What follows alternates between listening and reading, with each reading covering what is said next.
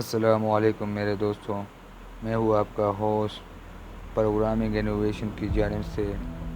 आज का हमारा लेक्चर है getline and C plus plus. Getline command कैसे यूज़ होती है और क्यों यूज़ होती है, आज हम इस वीडियो में जानेंगे। इससे पहले अगर किसी ने हमारा चैनल सब्सक्राइब नहीं किया है तो प्लीज़ वो हमारा चैनल सब्सक्राइब करें और साथ में बेल आइकन भी दबा दें ताकि हमारे नए आने वाली वीडियो आपको मिलती रहे। गेटलाइन कमांड जो है, इसकी मेन खूबी ये है कि ये जितने भी स्पेस कैरेक्टर होती है वो सारे के सारे रीड करती है। पहला बार जब हम डेटा इनपुट करते हैं तो वो विदाउट गेटलाइन कमांड वो स्पेस कैरेक्टर रीड नहीं करती। जब हम गेटलाइन कमांड लगाते हैं अपने इनपुट डेटा के साथ तो वो जितने भी स्पेस कैरेक्टर जब हम यूज़ करते हैं तो वो सारे के सारा जो हमें प्रिंट होती है। तो इस वजह से गेटलाइन कमांड बहुत ही इम्पोर्टेंट है।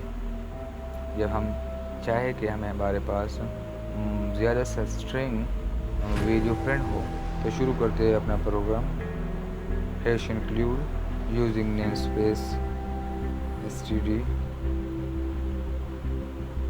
Class namely git underscore line. एक कैरेक्टर डेटा ले लिया, जितने भी साइज आप रख सकते हो रख लो। एक फंक्शन ले ली इनपुट के नाम से।